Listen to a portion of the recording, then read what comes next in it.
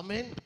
வேதம் சொல்லுகிறது பழைய ஏற்பாட்டில் யோபு 9ஆம் அதிகாரம் 33ஆம் வசனத்துல யோபு சொல்லுகிறான், எங்கள் இருவர் மேலும் தன் கையை வைக்கத்தக்க மத்தியஸ்தன் எங்களுக்குள் இல்லையே. ஏன்னா கடவுள் பரிசுத்தர் பாருங்க, மனுஷன் பாவி பாருங்க. பரிசுத்தமும் பாவமும் ஒன்று சேர முடியுமா? சேரவே முடியாது. ஆனா அந்த பரிசுத்தரையும் இந்த பாவியா இருந்த மனிதனையும் ஒன்று சேர்ப்பதற்காக இயேசு கிறிஸ்து மனிதனாக வந்து பிறந்து சிலுவையிலே மரித்தார்.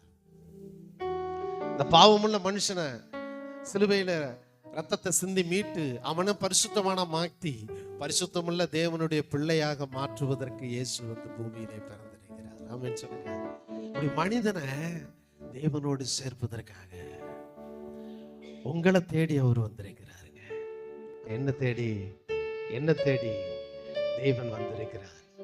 எனக்கு நன்மை செய்வதற்காக, என்னை கரம் பிடித்து நடத்துவதற்காக, என்னை என்னாலும் நேசிப்பதற்காக அந்த உன்னத தேவன் எனக்காக வந்து பிறந்திருக்கிறார்.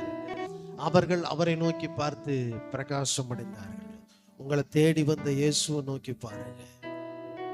உங்க பிரச்சனை, உங்க போராட்டம், உங்க தரித்திரம், உங்க வியாதி, உங்களுக்கு துரோகம் பண்ண மனிதர்கள், உங்களை எதிர்த்து நின்ற மனிதர்கள், கூட இருந்து பள்ளம் பறிச்ச மனுஷங்களை பார்க்காதீங்க.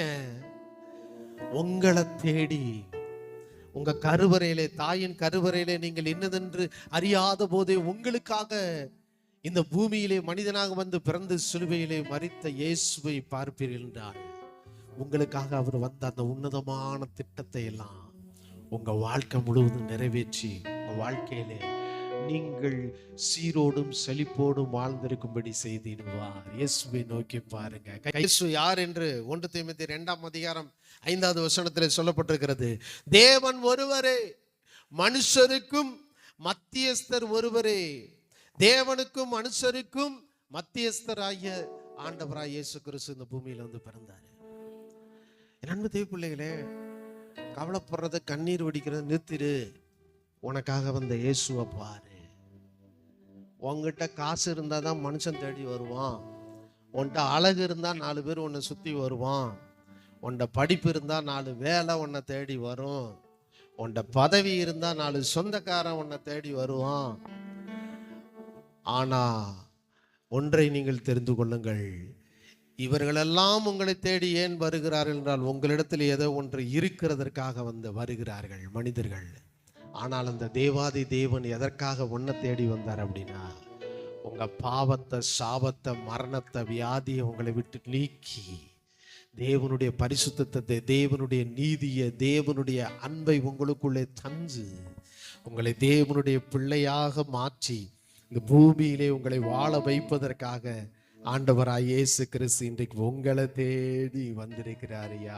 1 தீமோத்தேயு 2ஆம் அதிகாரம் 6வது வசனம் சொல்லுகிறது, எல்லாரையும் மீட்கும் பொருளாக தம்மை ஒப்பு கொடுத்த மனுஷனாகிய கிறிஸ்து இயேசு அவரே.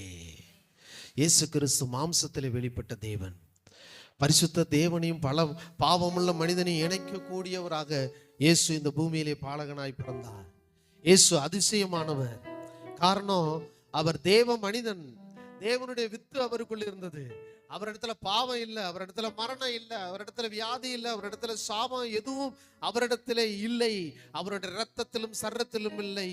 காரணம், இயேசு கிறிஸ்து தேவனுடைய வித்து.